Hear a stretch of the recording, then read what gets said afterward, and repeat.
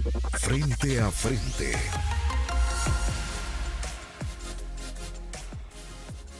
Qué bueno que nos sintoniza tan temprano. Buenos días y bienvenidos. Una lluviosa mañana, mitad de semana. Estamos a miércoles 16 de junio del 2021. Les saluda Moisés Urbina y esto es Frente a Frente en Telecorporación Salvadoreña. Tenemos dos pláticas esta mañana muy interesantes. La primera, además de hablar un poco de los temas de coyuntura, el proceso de elección de magistrados de la Sala de lo Constitucional, gobernabilidad democrática y el futuro constitucional de El Salvador, vamos a tener también un testimonio de vida. Es un placer recibir aquí en el estudio al doctor Francisco Bertrán Galindo, abogado constitucionalista, quien había estado un poco ausente de los medios por una enfermedad que lo mantuvo en cama, ¿verdad? Y lo mantuvo sí, en procesos difíciles. Doctor, qué bueno que esté con nosotros. Bienvenido, buenos días. Un gran gusto, Moisés. Dando las gracias. Ya me va a contar qué es lo que pasó. En la segunda parte, aproximadamente a las 7:15 de la mañana, el licenciado Rolando Castro, ministro de Trabajo y Previsión Social. Resultados de la reciente gira por Ginebra, trabajo en defensa de los derechos laborales y también, lógicamente, los temas de coyuntura nacional. Esto a las 7:15 de la mañana aproximadamente. Doctor, qué bueno que nos acompaña, qué bueno que está con nosotros esta mañana de miércoles. Vamos a hablar de todos los temas que he mencionado, pero antes, tuvo una enfermedad usted bastante seria, estuvo postrado, ¿verdad? Sí, bueno, de hecho estuve, según el médico, a 5 minutos de morir. 5 minutos. 5 minutos de morir, porque lo que sucedió fue que en noviembre comencé a sentir unos síntomas que parecía que era COVID. Me empecé a hacer todos los exámenes con los médicos. Salía negativo, empezaron a pensar que podía ser una bronconeumonía. Efectivamente los pulmones se empezaron a comprometer. Pasó diciembre y no es sino hasta en enero que la cosa se pone realmente grave y mi señora me hospitaliza. Uh-huh. Allí ya en el hospital, un equipo de médicos del hospital ve que los síntomas no cuadran y que pareciera que es otra cosa y toman biopsia y resulta que es una enfermedad autoinmune, una especie de ataque de las defensas al cuerpo que no tiene nada que ver con virus, no tiene nada que ver con bacterias, es una reacción química del organismo a algo, nadie sabe qué. Yo creo que pudo haber sido una especie de secuela de un COVID que me dio pequeño y que probablemente activó químicamente la enfermedad. La cuestión es que estaba ya en el tercer mes de la enfermedad, que es la fase final de la enfermedad. Y cuando los médicos me agarran, ya voy directo a la unidad de cuidados intensivos. Ups. Allí paso drogado porque tenían que inmovilizarme por completo, además del tubo para que respirara, tenían que inmovilizarme para que las defensas entraran, se calmaran, uh-huh, se calmaran y a partir de ahí pudieran controlar el avance de las defensas. Total que salí como un mes después del hospital, casi en una condición de cuadrapléjico. Sin poder caminar, No podía caminar, no podía levantar los pies, las manos, sentarme. Pero llegaba una terapeuta que me mandó Funter, por cierto, de una gran calidad. Y en mes y medio había recuperado ya casi todo el movimiento. Y aquí me tiene, de eso hace 2 meses. O sea, 2 meses. ¿Qué enfermedad es, doctor? Se llama granulopatía de Wegener. Es una especie de vasculitis que lo que hace es que cierra las venitas y las arteritas delgadas, las va cerrando, se inflama todo el cuerpo, se inflaman las articulaciones y las defensas se vuelven locas. Entonces ataca fundamentalmente riñón, hígado, pulmones, corazón, las articulaciones mismas, los tejidos blandos. Entonces, el asunto es que si no lo controlan, lo mata. Y les costó, a los médicos les costó realmente detectar. Y tuve la suerte que dentro del equipo habían 2 médicos, uno que había tratado un caso similar y otro que había trabajado en una zona del desierto de México, donde al parecer ese tipo de casos son frecuentes y eso permitió que con solo ver dijera esto no es COVID, esto es otra cosa y entonces ajustaran todos los protocolos y fue lo que me salvó. Qué bueno, doctor. Y qué bueno poder estarlo contando este día. Sí, Y gracias a Dios que la así ha verdad es sido. que sí. Me imagino que han de haber sido momentos bastante difíciles cuando entra uno en conciencia de lo que está viviendo y que puede terminar la existencia. Yo más que todo creo que los momentos difíciles son para la familia, porque uno no se da cuenta. Sí. O sea, uno entra en coma. Yo recibí unas cantidades de droga diarias, según el doctor eran 100 inyecciones de Dormicum por día. Dormicum es la droga que usan las dormilonas cuando agarran a los muchachos en la calle, ¿verdad? Pues de esas 100 al día. Y esto era más que por dolor para No es que no era evitar que el por dolor, sistema... era para inmovilizarme. El problema de esa droga es que genera dos efectos. Uno, amnesia, y resulta que yo no recuerdo ni cómo llegué al hospital, aunque yo llegué caminando. Pero olvidé totalmente toda la fase de llegar al hospital, estar en el cuarto. Ahí me celebraron mi cumpleaños, no me acuerdo absolutamente nada. Yo recuerdo hasta que me desperté. Ese es el primer efecto. Y el segundo efecto es que uno alucina, pero alucina a unos niveles impresionantes. Es decir, hay dos niveles en las alucinaciones. Hay una alucinación que usted sabe desde que la está pensando que es un sueño, pero hay otra alucinación que cree que que realmente usted cree lo está que es viviendo. verdad. Y usted se despierta creyendo que esa es la verdad. Entonces yo tardé cerca de un mes preguntando a mis hijos, a mi esposa, mira, y esto pasó, y esto sucedió, y resultó que no, mucho de lo que yo pensaba que había pasado, no pasó. Entonces fue una cosa bastante complicada, y la recuperación que sí es difícil, pero ya recibí el alta ayer, así que estoy ya listo para lo que sea.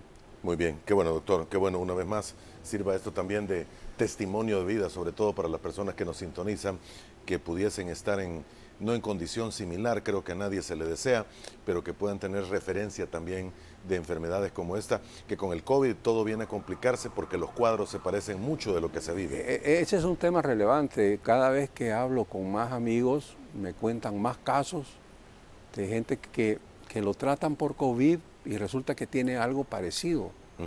Las vasculitis normalmente están muy relacionadas y confunden a los médicos. Y entonces muere mucha gente, no por COVID, sino por efecto de la vasculitis.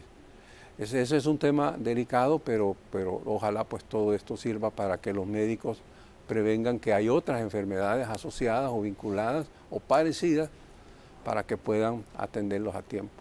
Muy bien. Doctor, una vez más el agradecimiento que nos acompaña esta mañana. Gracias. Hay varios temas, hay muchos temas que hablar esta mañana. Tenemos el Bitcoin, tenemos la elección de magistrados, no le hemos visto su opinión de lo sucedido el 1 de mayo, creo que ya es pasada la historia, pero que todavía está trayendo consecuencias y podrían verse algunas decisiones de la OEA, de la ONU, la decisión de terminar el convenio con las ICIAS en el país. En fin, hay mucho tema que hablar, pero todo ello se puede enmarcar dentro de la palabra institucionalidad y gobernabilidad. El análisis que usted hace de todo lo ocurrido hasta el momento, doctor. Bueno, aquí hay que hacer algunos matices, aunque hay uno que no requiere matiz, porque es que nos estamos moviendo hacia el autoritarismo tipo dictatorial. Eso creo que no requiere matiz, es lo que es. Sin embargo, previo a eso, hay que reconocer que la democracia formal, en la forma que se constituye después de los acuerdos de paz, empieza a generar vacíos muy rápidamente. Yo recuerdo cuando llego de ministro en el año 99, haber leído una encuesta, hacía 7 años se había firmado la paz, y haber visto una encuesta a nivel latinoamericano donde le preguntaban a las personas si añoraban los gobiernos militares. Y había una altísima proporción de personas que querían regresar a los gobiernos militares, es decir, los gobiernos donde las decisiones se imponen, no se negocian. Esa sensación de necesidad de gobierno que manda se fue haciendo más fuerte. Y en la medida que vivimos en todo el periodo de 2000, todos los años 2000, muchas fases donde los partidos en una lógica casi como de Torre de Marfil, donde estaban discutiendo temas que no tenían absolutamente nada que ver con el ciudadano, en unas discusiones casi bizantinas, si Los Ángeles tenían ombligo o si no tenían ombligo. En esa discusión abstracta que se metieron e inútil los partidos políticos, crearon una sensación de más vacío. Y ahí es entonces donde una figura, como la del presidente Bukele, que manda la señal de decir yo soy autoridad, tiene la capacidad de jalar y romper con la estructura de los dos partidos. Entonces, eso es una realidad. La gente quiere que las cosas se hagan, que dejen de estar hablando, como dirían en un buen salvadoreño, tanta paja y hagan lo que tengan que hacer. Esa imagen la manda el presidente y de ahí su popularidad y de ahí esa sensación que yo puedo hacer lo que puedo hacer. Ahora, el problema con los dictadores es que uno nunca sabe cuándo hay un dictador bueno y un dictador malo a priori, sino hasta que ya está montado en el macho. Y resulta que la mayoría de los dictadores terminan siendo malos dictadores. Es decir, hay algunos que hacen obras importantes como Pinochet o como han habido otros dictadores en el mundo, aunque han cometido cosas feas por otro lado. Pero digamos han reformado a los países, los han modernizado, los han llevado a hacer cosas buenas. Pero hay otros que ni siquiera eso, solo hacen la parte autoritaria y acaban al país. Pareciera que en la parte del presidente Bukele algo de eso está pasando, es decir, hay mucha duda de cuál es realmente el plan de país, cuál es la visión de país. Cuando él habla de que ya las oligarquías ya no van a estar detrás del gobierno, que el gobierno es autónomo, que el gobierno toma decisiones, asumamos que fuera cierto. Yo dudo que ese tipo de aseveraciones tan categóricas sean ciertas, pero asumámoslo, no sabemos para qué. Entonces el asunto está en que ya van 2 años, no hay perfilado un plan de país, más que simplemente la consolidación del poder en una única persona. Y ahora, obviamente, toda la estructura de la reconstrucción, mejor dicho, del terminar de destruir la institucionalidad previa a construir una nueva institucionalidad al servicio del presidente. Entonces yo creo que eso es quizás lo más preocupante de todo. Pueden haber un montón de detalles, cosas bien hechas, cosas medio hechas, quedó mal hechas, pero lo más preocupante de todo es que la visión democrática que se construyó en los acuerdos de paz, esa visión democrática está a punto de perderse. El control, o sea, no hay control interórganos, eso está clarísimo. No se necesita prueba, es obvio. Entonces, la consolidación del poder en una única persona crea de que, como puede tener muy buenas ideas, puede tener muy malas ideas. Puede ser la oportunidad única en el siglo. Claro, la posibilidad de hacer un país y todo lo malo que él señala, porque como ya lo he dicho, él tiene una capacidad de diagnóstico muy buena, ¿verdad? Pero es un experto en construir sofismas. Entonces yo le hago un diagnóstico correcto, pero le doy una solución que no es. Pero se la pongo como que es la consecuencia lógica del diagnóstico que yo hice. Ese tipo de cosas que las hace muy normalmente, más bien son elementos retóricos de alguien que está decidido que tiene que ganar la discusión, pero no necesariamente que es dueño de la verdad. Entonces, ese punto tiene, ¿cómo explicar? La oposición está descuadrada, no sabe qué hacer ante una cosa así. Y hay que esperar pues que en la medida que se vaya asentando las aguas ahora con el gobierno de Estados Unidos, que juega un rol importante en la región, eso no se puede negar, no es un tema de que van a venir marines a dar un golpe de Estado ni cosa por el estilo, pero el punto es que sí juega un rol importante, la Unión Europea también, pero creo que el rol fundamental es de los Estados Unidos y las señales que ha mandado es que está tomando conciencia de que el país es importante y que requiere al menos poner en orden la relación entre ellos dos que se había perdido. Ya que menciona todos estos temas, le voy a preguntar de varios de ellos. El resto, bueno, al menos los otros dos partidos políticos que tuvieron el gobierno en sus manos en los pasados 20 años, ¿cómo están? Porque se habla mucho que hay una diferencia de poderes, sobre todo en el FMLN, y que se está buscando cómo retomar y darle nuevo rumbo. Bueno, el problema con el FMLN viene desde hace mucho antes, ¿no? Es decir, previo a la caída, eso fue como la premonición de su caída. Primero, un partido que no se cambia, no se moderniza. Las mismas personas que firmaron los acuerdos de paz eran las que estaban dirigiendo el partido. Segundo, dentro de la línea de ese partido se empezaron a crear dos corrientes. Una corriente vinculada al dinero de Alba Petróleo y la otra corriente vinculada más a temas ideológicos fundamentalistas del marxismo. Esa división se fue profundizando y ahora con 4 diputados, 2 están de un lado y 2 están del otro, y dentro del partido mismo entiendo que hay una gran división. Los cuadros formales no responden a las funciones, no les hacen caso, no les consultan, hay problemas.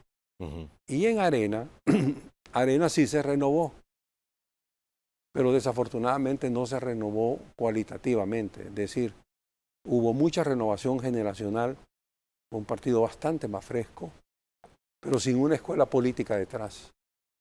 Entonces, hemos visto actitudes de diputados de Arena, de gente buena, bien intencionada, pero que cuando uno lo oye, que hacen análisis de temas de coyuntura o algunas reformas legales, pareciera que no tienen la formación necesaria como para poder estar discutiendo a profundidad esas cosas. Y eso se nota, eso se siente. Entonces, es algo que le está pasando. Creo que Arena ha sufrido bastante menos que el FMLN, tiene que recomponerse, pero fundamentalmente creo que tiene que reformar sus cuadros políticos y darle el sentido ideológico que debe tener un partido como Arena, que se ha perdido en un mar de practicidad. Y creo que eso es algo que debe corregirse. El tema de los partidos políticos, al igual que el tiempo, corren y muchos aseguran que ya se está en campaña para las elecciones del 2024, aunque falten 3 años, sobre todo por la conformación en este momento y lo que significan las elecciones de aquel año. Son elecciones totales. Total. Hay diputados, alcaldes y presidencia de un solo. Y en este sentido, los partidos han de tener también una carga, más que moral, una carga política bastante difícil para poderla subrayar y tratar de salir en el más rápido tiempo posible. Ellos tienen que hacer algo, tienen que ver cómo ajustan a este nuevo partido que se está jugando. Mediáticamente pareciese que no lo están haciendo. No lo tienen, y es que están absolutamente desconcentrados. ¿Desconcentrados o perdidos? Eso no lo sé. Yo creo que más bien están desconcentrados, es decir, les movieron el piso. Y ellos creyeron que estaban jugando ajedrez y se desayunan que el partido era de fútbol. Y entonces están, en este momento no saben qué hacer. No han podido leer al presidente ni a su equipo. Y entonces, al no poder leer, tampoco le saben contestar.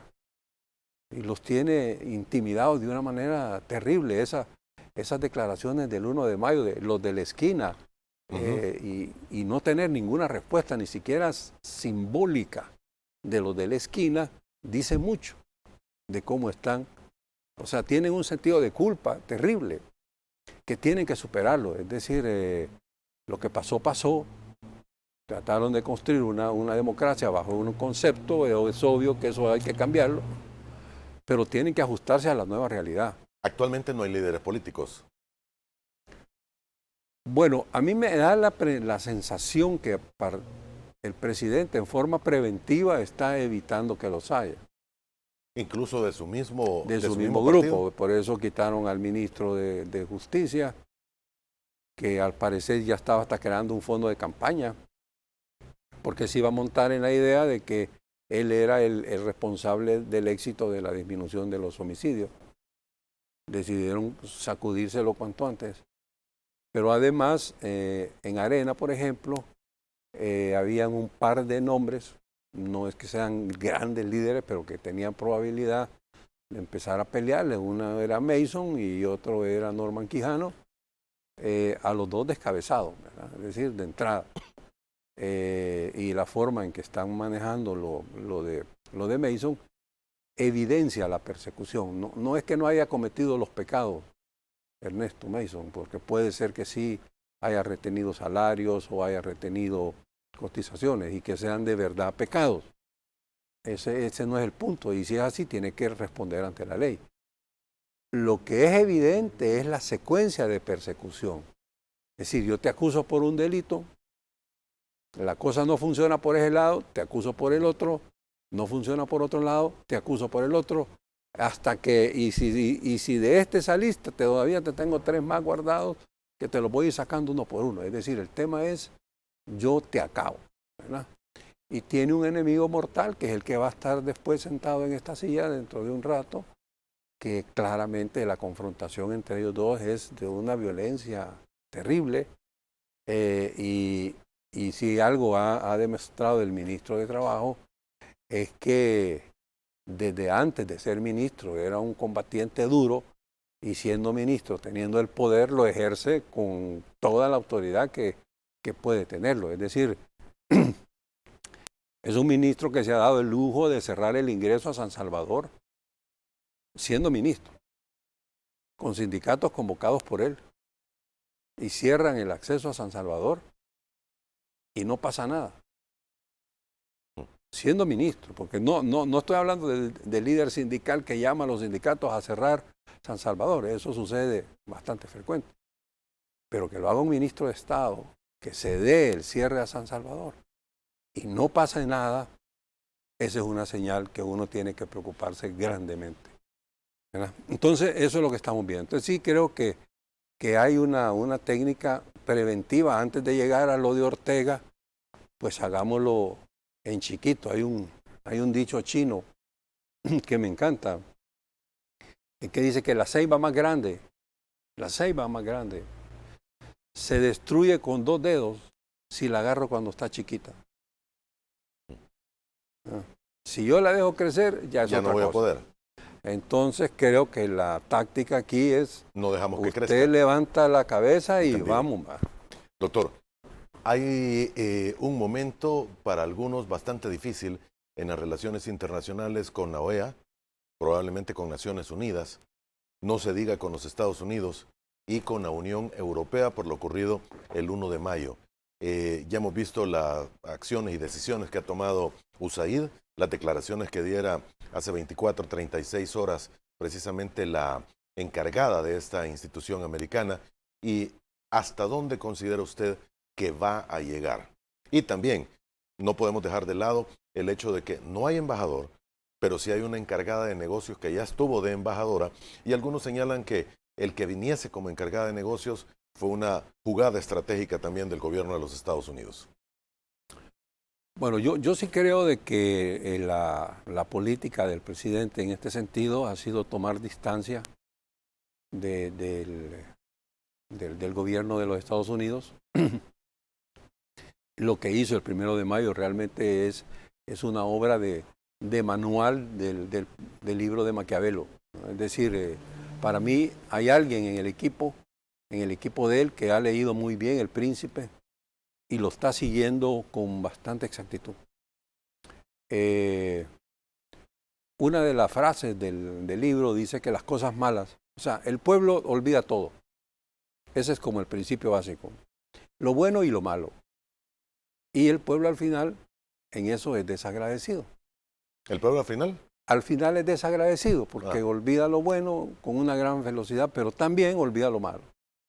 Entonces el consejo de Maquiavelo es, si va a hacer algo malo, y especialmente si es un príncipe recién llegado, que no tiene nobleza propia, que es un poco lo que está pasando, es decir, el presidente Bukele no es parte de la clase política que formaba antes, entonces tiene que destruir la clase política previa, y lo hizo antes de las elecciones. Eso es parte del libro. Hay que destruir al enemigo, y una vez entrando y tomando el control del principado, para usar el lenguaje del libro de Maquiavelo, lo malo, hágalo de una sola vez. Para que se olviden rápidamente de ello. Porque una vez pasa el dolor, se olvidó. Y creo que lo hizo, es decir, esa decisión de hacerlo el 1 de mayo, es que eso es de libro. Aquí mando la señal y aquí descabezo ya. No lo necesitaba estrictamente porque en cuestión de 2 meses iban a haber nuevos magistrados. Yo siempre pensé que lo que iban a hacer es que iban a desarmar la sala, alegando que no era correcto que hubieran 4 que vencían en un mismo periodo y los iban a reajustar. Pensé que por esa vía era que se iban a ir. Pensé que no iban a tocar el fiscal, porque el fiscal inclusive, si usted ve, el día mismo que lo destituyen, estaba dando órdenes administrativas de captura de Norman Quijano, más como respuesta para demostrarle al presidente, decirle, yo sí estoy también persiguiendo a estos políticos, como para decirle, no soy de arena, pero ya la decisión estaba tomada, él ya iba para afuera y iba para afuera todos los demás. Esa es una decisión audaz. Pero está claro, es que una vez hecha, ¿cómo lo regresa? Muy los Estados Unidos será, pero ¿cómo lo regresa? En la medida que el presidente sea presidente y el presidente sostenga que eso no se regresa, no se regresa. Porque para que regrese tendría que haber un tipo de acción más parecida a un golpe de Estado, separar a los diputados del Congreso, llamar a nuevo diputado, elegir uno nuevo, reconformar la sala, reconformar la fiscalía. Eso tiene más características de un golpe de Estado y creo que nadie está pensando en eso. Entonces, mientras estemos en la institucionalidad en la que estamos, eso ya pasó. Entonces ahora toda la negociación, obviamente el discurso tiene que ser, hay que regresar a la situación previa.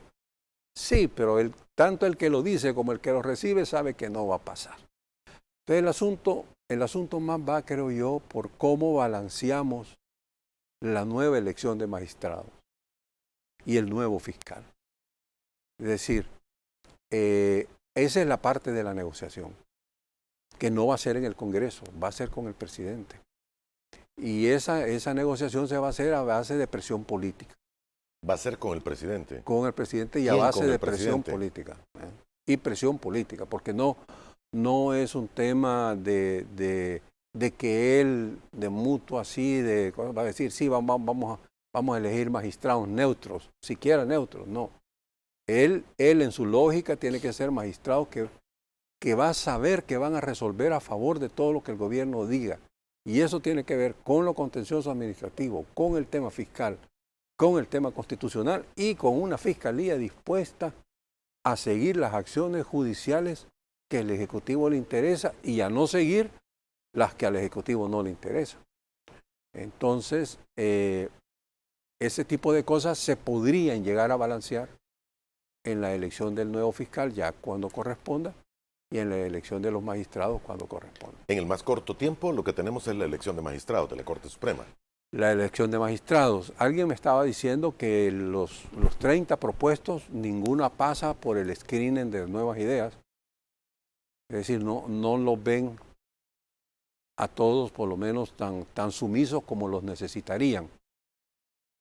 Lo cual es un error si es que lo están viendo por ese lado. Yo esperaría, y ahí vuelvo al tema político, que la presión política pueda permitir el cambio de criterio para la elección de magistrados y si podamos elegir no a personal antigobierno, porque no se trata de que sea anti o pro gobierno, se trata de que sea pro constitución y pro ley y que sean dignos, que sean íntegros. De eso se trata. Ahora, para eso deben ser las negociaciones, como yo lo veo, ¿verdad? Ahora, ¿qué tanta presión real puede ejercer los Estados Unidos sin tener un batallón aerotransportado en Ilopango? No lo sé, ¿verdad? Porque el problema del dinero, que es por donde pareciera que se han querido ir los tiros, el presidente les está jugando con el tema chino, ahora con el Bitcoin, y después les va a salir con cualquier otra cosa. Es decir, tiene herramientas para seguir dando la pelea el próximo año, año y medio, ¿no? Entonces, ese tema necesita el financiamiento, por supuesto que lo necesita, pero no creo que sea suficiente como para que le logren doblar la mano. Muy bien, tengo que hacer la primera pausa, vamos a regresar en un par de minutos, 2 minutos y medio, y algunas preguntas de los amigos televidentes. Hay mucho más temas que creo que no vamos a lograr abordar con el doctor. Siga con nosotros.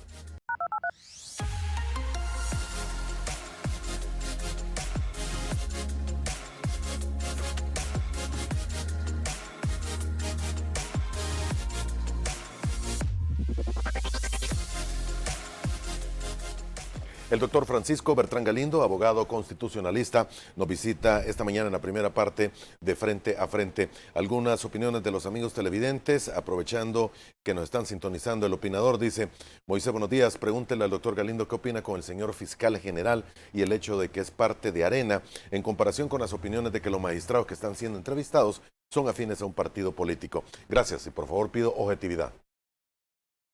Yo creo que cargos como el fiscal y los jueces, y en eso la sala anterior, no la anterior, la de los Cuatro Magníficos, fue categórica. La Constitución en eso es, todo funcionario que va a ejercer jurisdicción debe ser apolítico.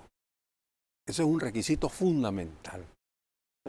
Ahora, que va a tener su corazoncito en función de un partido o de otro partido, una idea, otra idea, eso es un ciudadano y no se le puede quitar.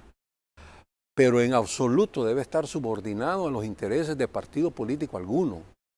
De hecho, ni a ningún grupo fáctico. Es el ideal del funcionario que ejerce jurisdicción.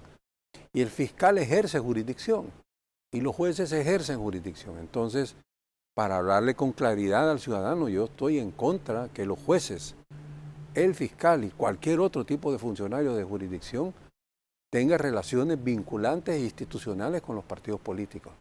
No que tenga afinidad, porque con eso no lo puedo controlar, pero que esté subordinado a que le llamen de la cúpula del partido o de la cúpula de un sector X y le digan, vas a tomar esta decisión y la tome, eso es contra lo que tenemos que pelear. Sea estos magistrados de ahora, porque ahora está pasando, es decir, las órdenes le llegan de una cúpula. O sea, al final igual no están cumpliendo con la razón de ser jueces, no ser fiscal. Entonces, los nuevos, los que esperamos que lleguen, la nueva conformación de la Corte, responda a este criterio que le estoy diciendo. Ahora, pero doctor, la nueva conformación de la Corte debe tener presente también de que existe un precedente, y es que en cualquier momento la Asamblea los puede quitar. Es decir, ¿o no? Yo creo que ese es un tema que se va a resolver jurisdiccionalmente en el futuro, porque el acto fue ilegal. Es decir, separemos acá. La separación de los magistrados y del fiscal en la forma que se hizo fue ilegal. No hubo un debido proceso.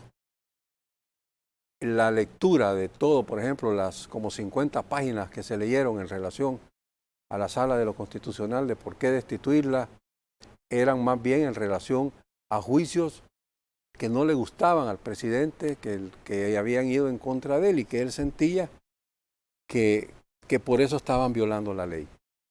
Pero sentir que se viola la ley o estar en desacuerdo de una sentencia a efectivamente probar que se ha violentado la ley son dos cosas diferentes.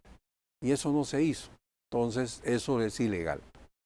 Eso lo convierte en un acto nulo de nulidad de pleno derecho, que tiene un efecto y es que no prescribe. La responsabilidad de los que tomaron esa decisión la van a tener de por vida. Entonces, el asunto está en que ahora que van a elegir de nuevo, lo correcto es que lo hagan siguiendo el debido proceso. Y creo que la lección les va a quedar, es decir, yo quisiera recordar cosas que la gente olvida.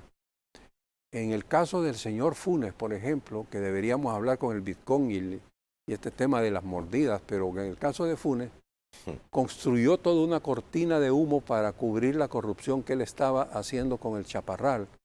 Y en la cortina de humo que construyó, que lo hizo con el tema del ajeo, hizo que metieran preso a funcionarios de la Junta Directiva de CEL que habían estado hacía 14 años. O sea, había prescrito cualquier responsabilidad. Y no obstante, el presidente Funes con la construcción de su cortina de distracción, metió preso a toda la junta directiva de la CEL de 14 años antes. Digo esto porque los diputados actuales que toman decisiones ilegales creen que no les va a pasar nada. Y está claro que las cosas cambian, y cuando cambian, vienen de regreso y fuerte. Entonces uno debe ser muy cuidadoso con el ejercicio del poder. El poder se tiene que ejercer de manera tal que aun cuando uno haya salido del poder, nadie le pueda cuestionar que usted violentó la ley. Porque si lo violentó y el eje político cambia, que cambia en la vida, estas cosas cambian, entonces está bien, ahí ve usted a un Antonio Saca preso, ve a un Funes huyendo, ve a una señora de Saca entrando en cárcel de mujeres, ya va a pasar con la señora de Funes, es decir, ve todo un fenómeno que ellos creyeron que eran impunes. Sin embargo, cambió el ambiente político y les cambió todo. Y esto les va a pasar a esto. Entonces yo creo que el mensaje es, hágalo bien, sea cuidadoso, no crea que tiene esa impunidad que ahora siente, la va a tener de por vida, porque no es cierto. Vienen, bueno, este mes, y yo no sé si al final va a ser público o no. ¿Qué sabe usted de la lista Engel? Sé que vienen varios nombres, ¿verdad? Se hablan como de 20, 25 nombres. Hay que aceptar que el país ha estado metido en un gravísimo problema de corrupción.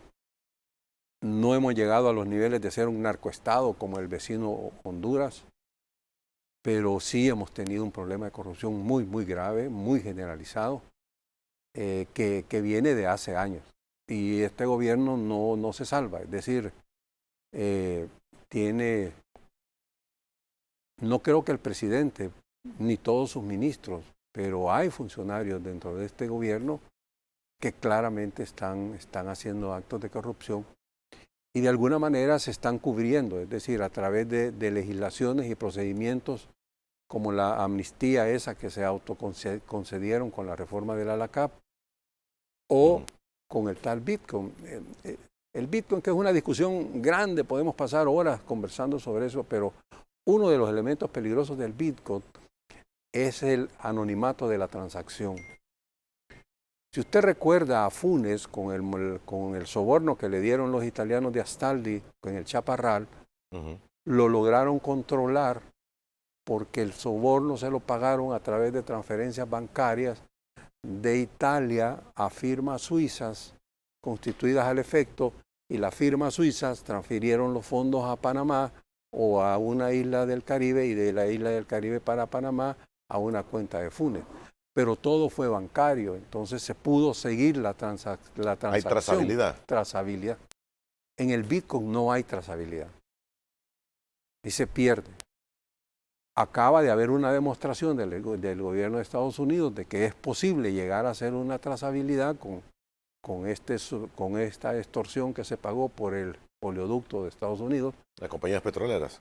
Pero hombre, usaron toda la capacidad tecnológica de las agencias de inteligencia de Estados Unidos para llegar a los monederos donde estaban los 5 millones de la extorsión. Eso no lo puede hacer un país como El Salvador, no tiene la capacidad tecnológica. Entonces, si a Funes le hubieran pagado la mordida en Bitcoin, los 2 millones esos, no habría forma de... Estuviera feliz. No lo hubieran logrado construir la forma con la transparencia y la claridad que se construyó la mordida que le pagaron los italianos por lo del Chaparral. Entonces yo creo que es un tema que hay que ponerle ojo y sí, creo que el país tiene que hacer una reconversión. El problema de la corrupción es demasiado. Y el problema, como dice un amigo mío, Manuel Enrique Hines, dice, el problema del corrupto es que el corrupto se roba 100 millones, 200 millones. Pero es que para robarse 200 millones tiene que construir una parafrenaria que le dé cobertura a esos 200 millones. Entonces resulta que destroza 1.000 millones para proteger sus 200 millones.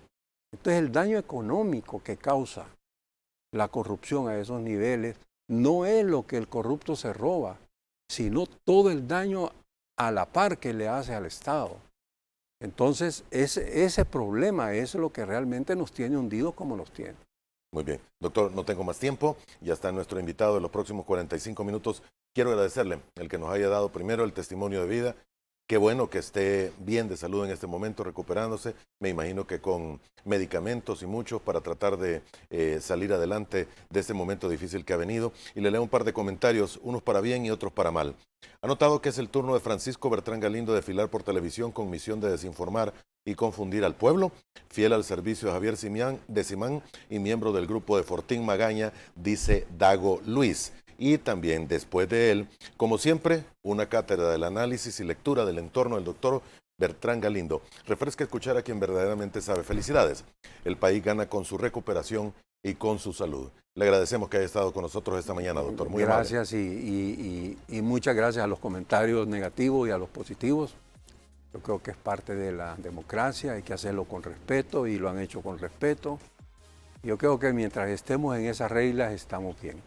Gracias, doctor, y que siga bien. Gracias. Le agradecemos su tiempo esta mañana. Hacemos una pausa, vamos a volver en aproximadamente 3 minutos. El licenciado Rolando Castro, ministro de Trabajo y Previsión Social en nuestros estudios. Ya volvemos.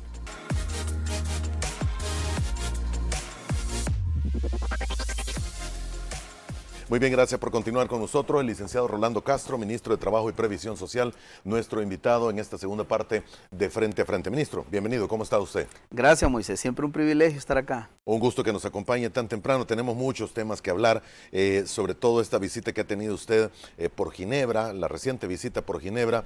Se reunió con altas autoridades de la OIT, explicar algunos temas esenciales del país. Pero antes, porque a medio mundo le causó así un poco de temor y pánico, algunas declaraciones que supuestamente habría dado usted, que habrían sido sacadas de contexto o realmente lo dijo. ¿Se va a pagar los sueldos y salarios con Bitcoin? ¿Es una decisión? No, totalmente descartado eso. Ya lo aclaré, saqué los tweets correspondientes en cada uno de los medios. El diario de hoy nunca me da cobertura a las buenas noticias, pero resulta que ahí sí lo había puesto como titular. Otros periódicos más. Canal 21 fue que lo sacó originalmente, pero después cuando yo puse la rectificación que me habían desnaturalizado eso, Canal 21 eliminó incluso su tweet, porque en realidad nunca dije eso. No, Moisés, ese tema precisamente lo está manejando el presidente de la República junto con el Gabinete Económico. Yo no formo parte del Gabinete Económico. Como lo dejé claro, mi único trabajo en este momento es bien fuerte en gestionar más y mejores empleos, y el tema Bitcoin lo define en toda su estrategia global el presidente de la República y el Gabinete Económico, del cual yo no formo parte. Totalmente descartado eso que hicieron ayer, fue una falsa alarma, y yo no creo que fue error involuntario de los medios, fue a propósito algunos medios que siempre les gusta tergiversar la información. La verdad es que a veces vemos medios y analistas diciendo otro tipo de cosas, ¿verdad? Vine temprano a la entrevista porque siempre me levanto temprano para venir antes y escuché incluso a mi antecesor. Pero la verdad es la desnaturalización muchas veces de la realidad existente. Ahora, sí, dentro de lo que usted mencionó, Hacienda y Economía, ¿estarían estudiando el que se pague con Bitcoin en algún momento? No, es que la pregunta fue general y me preguntaron sobre el aspecto previsional, sobre el sistema de pensiones, me preguntaron sobre salario mínimo, me preguntaron sobre todos esos temas. Entonces, abordando esos temas, es que yo dije, todo pasa producto por un análisis. Y estos temas los está analizando Hacienda, Economía y otros sectores que tienen que ver con el área eminentemente del Gabinete Económico. Me referí en términos generales. Nunca absolutamente he hablado del tema de salarios como tal. Debe de quedar bien claro ante la población. No debe de haber nerviosismo alguno. Ese incluso no es mi tema. No estoy trabajando en ese tema porque no soy parte del Gabinete Económico. Así que eso totalmente descartado ante el pueblo salvadoreño. Muy bien. En el tema, y volvemos a Ginebra, la gira por Ginebra, ¿qué objetivo fundamental tenía, señor? Sí, 3 cosas. Una, era en alguna medida ir a dar información, a rendir un informe ante OIT, ante las autoridades de OIT, debido a que la ANEP interpuso una denuncia, una queja contra el Estado salvadoreño, diciendo de que nosotros no habíamos privilegiado el diálogo social tripartito y que nunca había funcionado el Consejo Superior del Trabajo. Que además no se tomaba en cuenta a su presidente, Javier Simán, y que incluso las quejas que llegó, que me lo dijo el sector empleador, que está allá en Ginebra, me dijo, mire, él dice que incluso tiene temor de ser capturado. Entonces yo le dije, en El Salvador, el licenciado Javier Simán juega dos papeles. Uno, que es presidente de un sector empresarial que él representa un conglomerado incluso empresarial, pero además de ello, él tiene sus propias empresas. Por lo que se le ha investigado en El Salvador, nada tiene que ver por la representatividad de un gremio. Es precisamente por un tema de evasión que se llevó a cabo. Entonces fui a aclarar que son dos temas distintos y que nosotros no estamos tras la persecución absolutamente de nadie. Moisés. ¿La explicación fue aceptada, señor? Muy bien, a tal grado que le he pedido a OIT que es fácil de que llegue una oposición a decir un montón de cosas del gobierno. Es fácil que el gobierno también llegue a decir lo contrario. La mejor manera es que yo le dije que envíen una delegación de OIT, que en este caso sería una comisión que viajaría de verificación a El Salvador, y los he invitado y la invitación ha sido aceptada. ¿Van a venir? Sí. ¿Hay fecha ya para lo mismo? No, como el tema de la pandemia todavía no deja de no volver a la normalidad sobre total. Sobre todo en Europa todavía está un poco fuerte. Exacto. Sí. Muy bien. ¿Hay algún procedimiento posterior que debe hacerse con la OIT? Sí, no, nosotros vamos a seguir entregando información ante la OIT, todo lo que se requiera de OIT. Llevé también el caso de los asesinatos de los dirigentes sindicales, llevé el expediente completo, lo he entregado. OIT ya definió de que va a ser una de sus prioridades a nivel internacional. ¿Dirigentes sindicales de la municipalidad? Sí, en el 2010 fue asesinado el excompañero Abel Vega, dirigente sindical de una alcaldía de Santa Ana, y recientemente el asesinato de Weder Meléndez, que fue asesinado siendo un dirigente sindical de la alcaldía de San Salvador.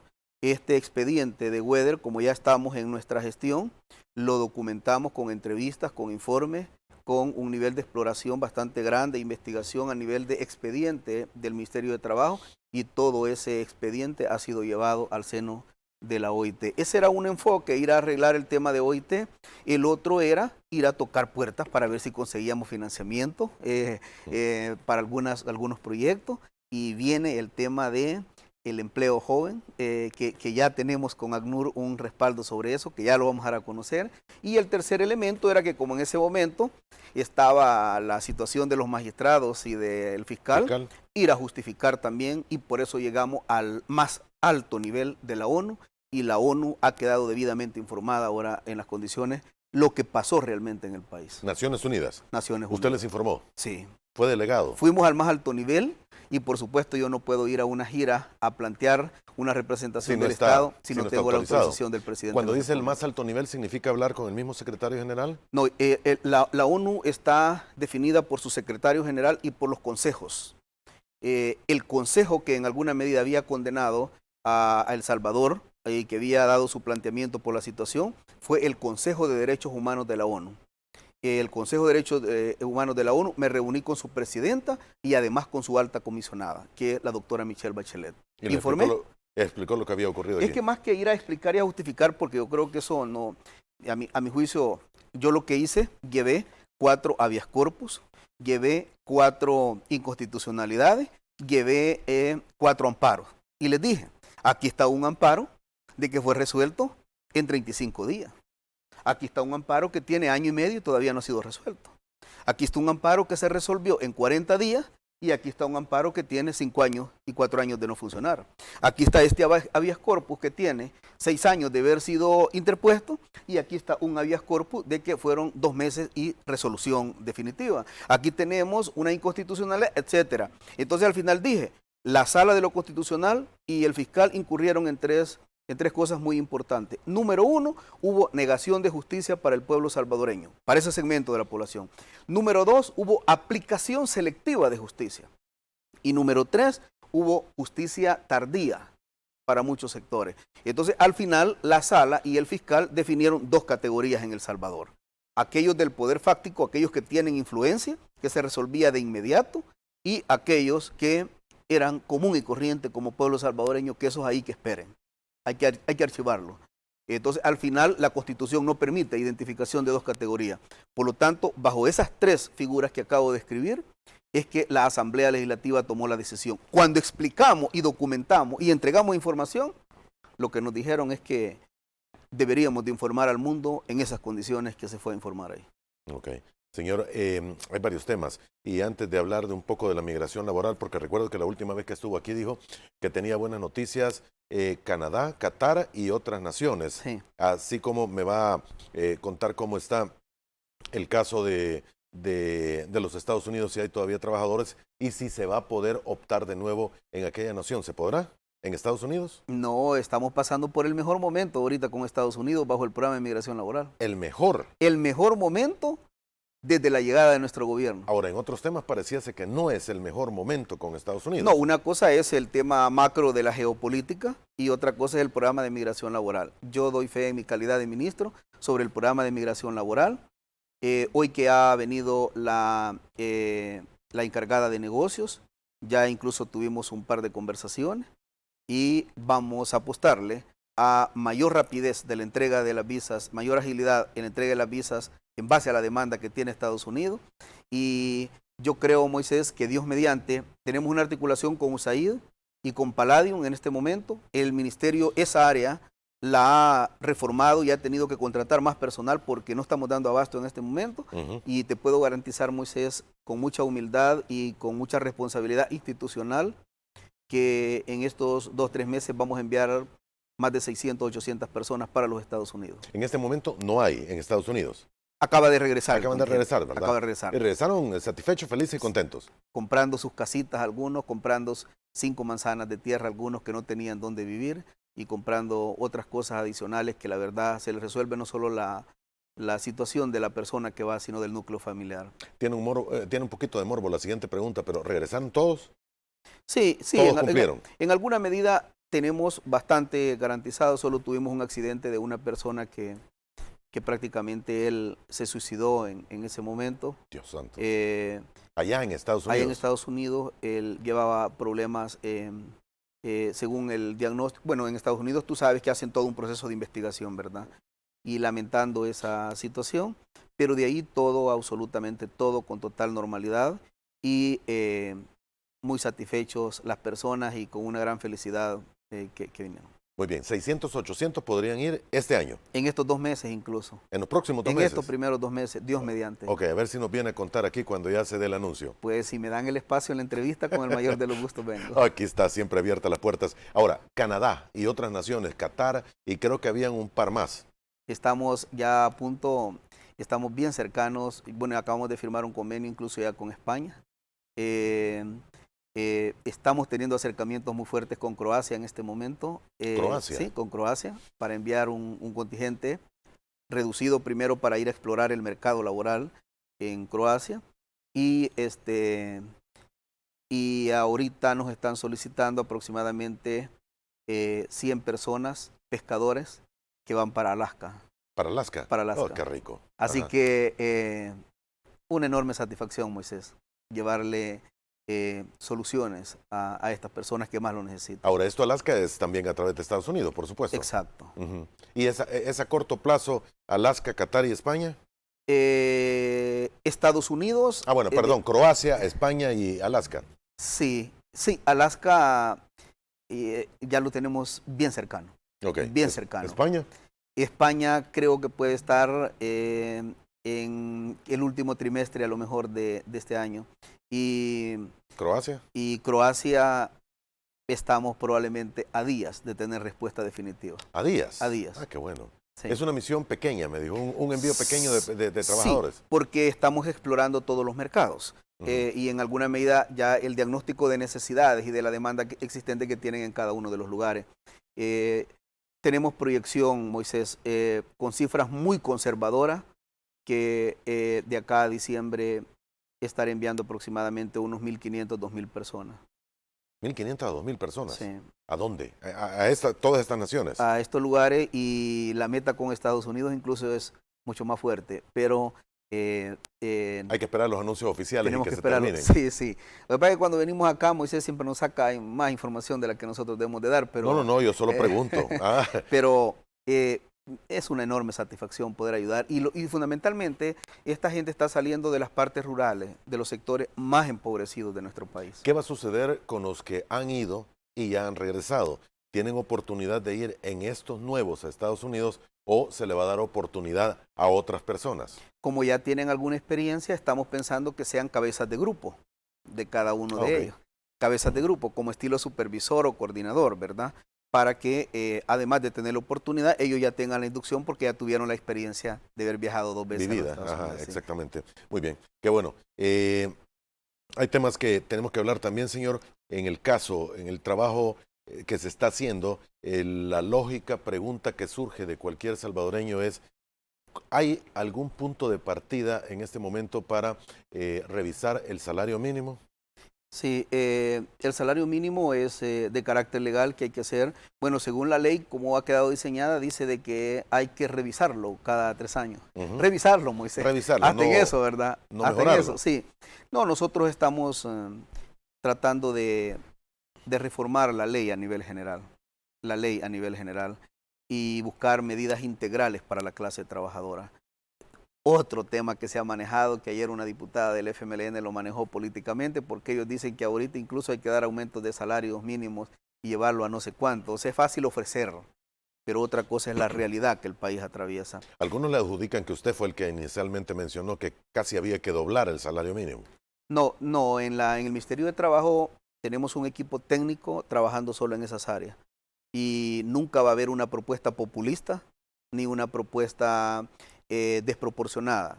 Primero, el primer criterio es que nunca va a haber un incremento al salario mínimo si no es analizado con los trabajadores y con los empleadores, Moisés. No va a existir una imposición. Porque también es fácil, aplicando la ley, o en un momento dado, el ministro le hace la propuesta al presidente de un solo, y el presidente la finiquita. Pero no va a haber incremento al salario mínimo si no es analizado con los trabajadores y con los empleadores. En primer lugar, nada de aspectos populistas, como dijo la diputada ayer, que casi que por decreto quieren que eliminemos la pobreza, que ellos mismos nos heredaron. No es así. Va a ser a través de un análisis eminentemente técnico y ya estamos corriendo posibles escenarios, pero no se pueden hacer públicos, no los vamos a decir de forma anticipada mientras no sea analizada en el Consejo del Salario Mínimo. Ok.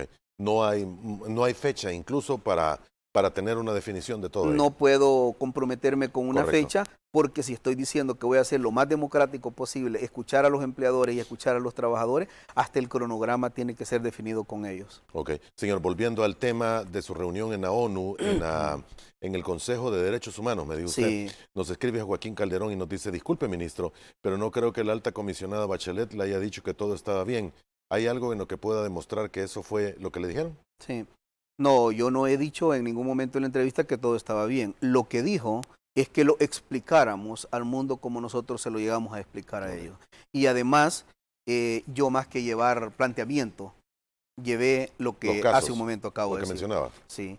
Llevé el caso del fiscal general anterior, donde dije de que habían gente cometiendo delitos, pero de cuello blanco, que al final nunca se procesaban. Y que habían personas humildes que esos, hasta le puse un ejemplo, hay personas que por un cumbo de leche que han adquirido están muchos años ahorita en la cárcel, y hay otros que se roban millones. Bueno, mi antecesor, el doctor Galindo, acaba de decir que para oficializar un robo de 350 millones de dólares tienen que ser 1,000. Que por cierto, ¿verdad que él fue parte del gobierno de Flores o de Saca? De Flores, si no me equivoco. Bueno, Flores. no sé si probablemente haya estado con el presidente Saca algún tiempo. Digamos que hubo una transición de los dos. Uno muerto porque fue investigado por corrupción, y otro está en la cárcel purgando y le acaban ahorita de condenar a su esposa. Esas personas que fueron parte de ese gobierno son ahora los analistas políticos que vienen a hablar de mucha pureza. Quiero dejar claro que a título personal, yo todos los días siento una oración por todos los enfermos del mundo, y él estuvo en mis oraciones para su recuperación. Ese es un tema personal, pero ya el tema de venir a plantear que ahora incluso hay una posible actos de corrupción en este gobierno, yo diría que todos los abogados de este país, si tienen algún mínimo nivel de evidencia de corrupción de algún funcionario, lo correcto incluso no es solo venirlo a decir acá, sino llevarlo a las instancias correspondientes. Ministro, ya que estaba abordando este tema, en algún momento sus palabras en las que dijo que cuidadito jueces con la decisión que vayan a tomar en el caso de Mason, fue interpretada como una injerencia y presión política de su parte, de todo el aparato estatal contra la decisión que pudiese tener un juzgado. Y el mismo Ernesto Mason señaló que era parte de una persecución política de su parte. Y que el juez había sido presionado. Nunca dije cuidadito, o sea, textualmente no lo dije. Textualmente no lo dijo así. Dije lo siguiente, si el juez, por protegerlo, no emite una resolución apegada a derecho, ahí está el Departamento de Investigación Judicial que se va a recurrir. Repito, si no se aplica una resolución en base a derecho, está una pregunta. ¿El Departamento de Investigación Judicial para qué ha sido creado? Para que cualquier ciudadano llegue y diga, mire, vi una irregularidad en el comportamiento de este juez en la emisión de la resolución y por lo tanto vengo. ¿Quién es el jurado? ¿Quién es el juez de la evaluación de ello? Es eminentemente ya el departamento. Yo lo que hice es dar un planteamiento que como cualquier ciudadano tiene las instancias legales para poder recurrir. Puede interpretarse bastante fuerte, ministro. Sí, lo que pasa es que hay una cosa, Moisés, tú y yo sabemos de que en el órgano judicial hay jueces y magistrados muy honestos, que creo que son la mayoría. Pero tú también lo sabes, no sé si lo vas a aceptar en cámara, pero todo el mundo sabemos que en el órgano judicial hay jueces corruptos y que en alguna medida han a veces cambiado hasta sus criterios, han cambiado incluso su jurisprudencia. Yo fui víctima de eso, Moisés, en un proceso. Yo fui víctima Resulta que cuando a mí me demandan, yo voy al juzgado de primera instancia y mis abogadas hacen uso de la jurisprudencia de la Cámara para exonerarme de responsabilidad.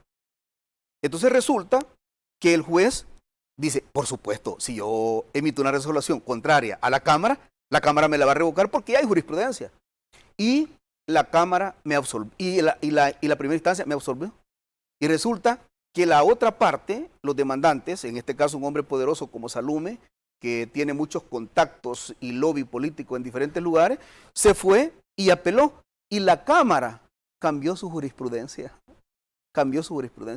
Cuando yo hablo de que hay muchos jueces y muchos magistrados honestos, lo hablo con propiedad. Y cuando digo de que hay jueces corruptos, incluso hay magistrados vinculados a la corrupción, porque la gente de cuello blanco tiene acceso a los lobbies, lo digo también con propiedad porque yo he sido víctima de ese sistema. No me lo han contado, Moisés. Ok. Hay resoluciones y hay algunos temas también que debo preguntarle, ministro, y aprovechando su apertura que siempre ha tenido con nosotros, ¿qué es lo que realmente ha sucedido con esta resolución sobre Enrique Rice? Y sí, creo que ahí está hasta Naciones Unidas en el tema. Sí, Naciones Unidas tiene un área que se llama el Grupo de Trabajo de Detención Arbitraria. Ese grupo de trabajo de detención arbitraria ha condenado al Estado salvadoreño por 5 casos. 4 casos que son 4 mujeres que abortaron, sí, que las llevaron a los tribunales y que han sido sentenciadas por 30 años. Entonces, esa es la primera condena al Estado salvadoreño que tiene la ONU, porque plantea que en El Salvador se está criminalizando la pobreza. ¿Y por qué lo plantea que se está criminalizando? Moisés lo dejó claro, es planteamiento y resolución de la ONU. No se vaya a tomar que el ministro está diciendo esto. Yo no he dicho nada. No, pero está bueno. Lo aclaro. Entonces la ONU dice de que esto es una criminalización de la pobreza, porque esas 4 mujeres son de las áreas rurales con un enorme nivel de pobreza con el estudio socioeconómico que ellos han hecho. Ellos ni siquiera han tenido acceso a la educación sexual, mucho menos a un control prenatal. Entonces resulta que esas personas fueron llevadas a prisión. ¿Y por qué dicen que criminaliza la pobreza? Porque si una mujer sale embarazada con un embarazo no deseado, pero tiene condiciones económicas, compra un boleto toma un avión y se va para cualquier parte del mundo donde está legalizado el aborto. Mientras que una persona que ni siquiera tiene acceso a una educación sexual, mucho menos acceso a una asesoría prenatal, no tiene las capacidades que tiene este otro tipo de persona. Por lo tanto, la condena que la ONU ha hecho es que en este tipo de casos ha habido una criminalización de la pobreza. Y número 2, en el caso de Rice, que es el quinto, son 5 casos, que es el quinto, dice clara y categóricamente que la Fiscalía, de forma arquitectónica, construyó el caso, que puso testigos falsos, puso testigos ciegos, que incluso torturó testigos para crear pruebas. ¿Torturó testigos? Sí, para crear pruebas. ¿Cuál fiscal? El fiscal, la Fiscalía de Douglas Meléndez. Y por lo tanto, la ONU ha ordenado de forma inmediata devolver todos los derechos constitucionales a las 5 personas, incluyendo Rice, a las 5 personas. Y dice, sin dilación, nosotros como gobierno ya cumplimos lo que nos corresponde, porque lo que nos correspondía era que Cancillería lo hiciera de carácter público y que además lo mandara a todas las instancias.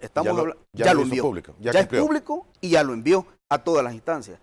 Ahora, ya si el órgano judicial resuelve o no resuelve, quien entregará cuentas ante la comunidad internacional, que es la ONU, que no es cualquier cosa, no es la OEA, es la ONU, son cosas distintas.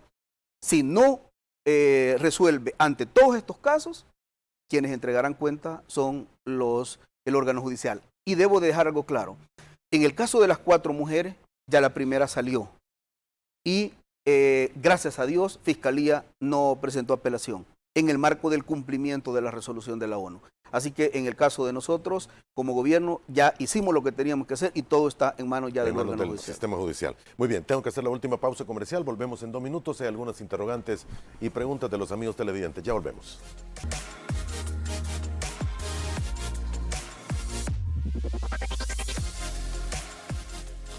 Bien, gracias por continuar con nosotros. Nos visita el licenciado Rolando Castro, ministro de Trabajo y Previsión Social, en esta parte final de Frente a Frente. Muchas de las interrogantes que hay a través de las redes insisten en el tema del salario mínimo y que no se le dé dilación y que se trate de revisar y ubicar en el más corto tiempo posible. ¿Hay esa intención, ministro? Le pregunto porque podría haber también... No. Sí existe la intención clara, existe ya, como dije, la construcción de trabajos, de posibles trabajos en escenario. Y además de ello, Moisés, nosotros no nos vamos a detener con un tema aislado. Estamos haciendo un anteproyecto de ley para reformar la ley en materia laboral. Ya lo hemos hablado acá que, por ejemplo, un empleador de repente despide a una persona y le tiene que indemnizar con $4,000. El ministerio llega a quererlo presionar para que cumpla, no cumple, y el ministerio le pone la multa máxima 57.14. Entonces, entre 57.14 y $4,000 de indemnización, muchos empleadores en este país deciden violentar la ley, distinto a países europeos y distinto a los Estados Unidos. Allá el tema sancionatorio es mucho más fuerte que cumplir con la ley con los trabajadores. El tema de las agencias de seguridad de este país, como tienen a los trabajadores, trabajando 72, 24, 48 horas al día, no les pagan nocturnidad, horas extras, etcétera, no les garantizan los niveles básicos. Hay una ley especial para eso que la armaron ellos. Y esa ley no comprende derechos de los trabajadores ni contempla procesos sancionatorios. Estoy inhibido para poder actuar. Entonces, todo eso ya lo estamos trabajando con la Comisión de Trabajo. Y vamos a construir una herramienta que permita que el Ministerio de Trabajo tenga lo que debe de tener y lo que siempre debió tener. Cecilia Flores nos dice, en el tema precisamente de estas oportunidades laborales en otras naciones, ¿solo envían hombres o también mujeres? Ya que hay muchas madres solteras que somos cabeza de hogar y estamos desempleadas. Esa ha sido siempre una queja permanente y que nos envían en todo comunicado que nosotros sacamos en el Ministerio, que por qué no incluimos mujeres, tiene que ver con el aspecto de que la demanda de las empresas nos han solicitado hombres. Pero tenemos una buena noticia. En esta bitácora de oportunidades que acabo de escribir hace un momento, Moisés, también van a ir mujeres. ¿Van a ir? También van a ir mujeres. En todas las opciones que dio. En las opciones que hablamos. Estados Unidos, Croacia y España. Sí, no quisiera detenerme en un país puntual. Sí, pero ya abrimos las puertas, hemos tocado puertas y quiero agradecer públicamente a Palladium, a USAID,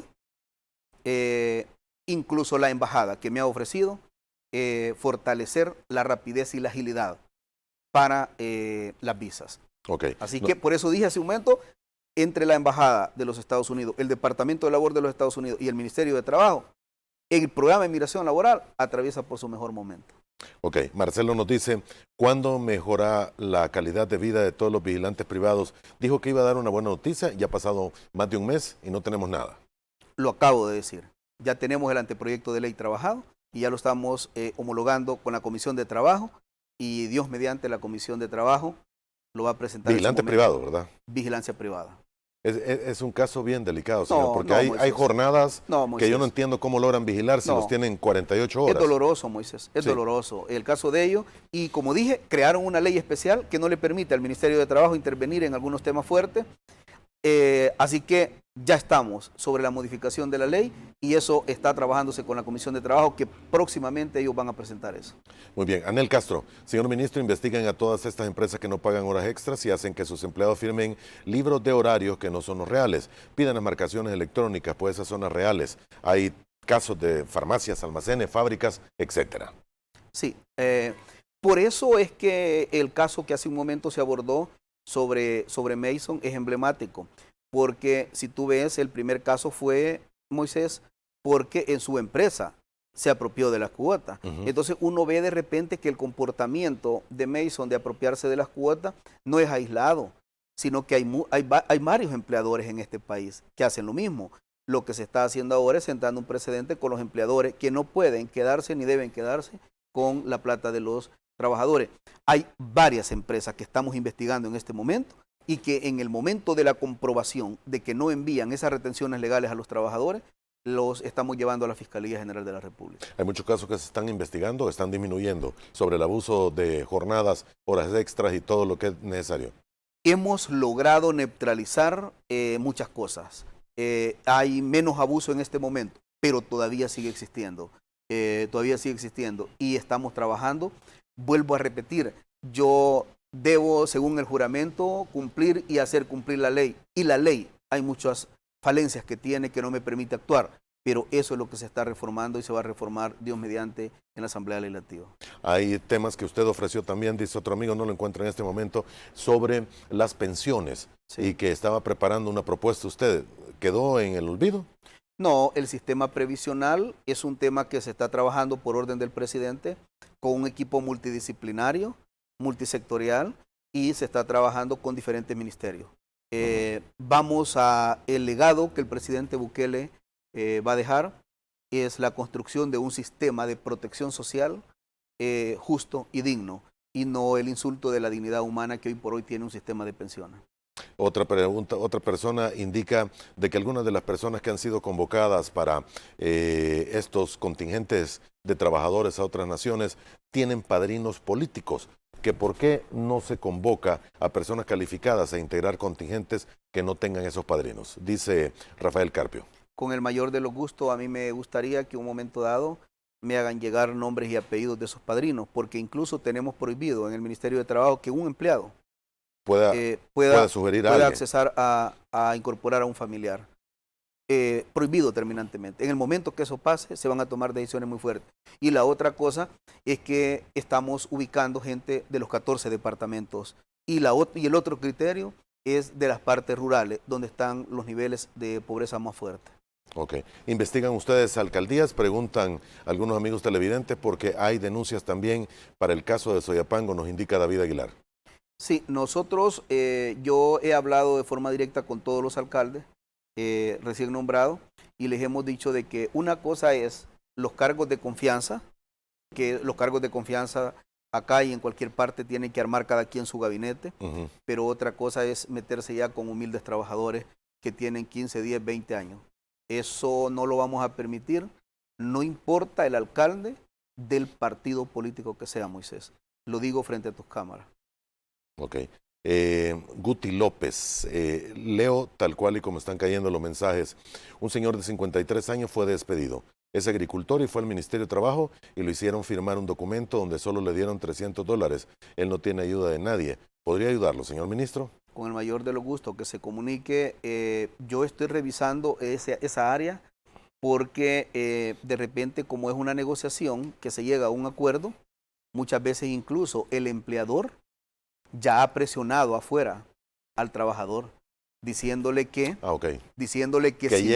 Que si no concilia ahí, se va a ir a los tribunales, que va a pasar 10 años y que al final no va a lograr nada.